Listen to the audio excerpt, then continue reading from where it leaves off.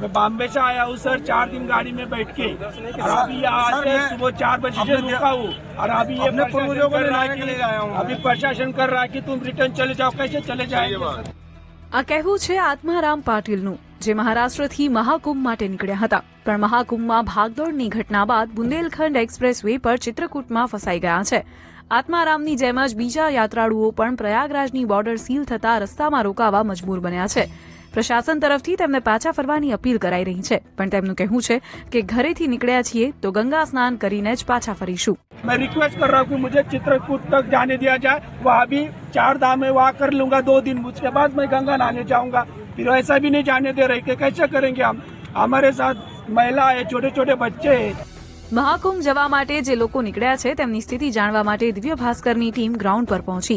વારાણસીથી પ્રયાગરાજ જતા તમામ વાહનોને ભદોહી, બાબુસરાય, ઓરાઈ, ગોપીગંજ, લાલાનગર, થાનાઉંજ અને બોર્ડર પાસે રોકી દેવામાં આવ્યા. આનાથી વારાણસીમાં 20 કિલોમીટર લાંબો ટ્રાફિક જામ સર્જાયો.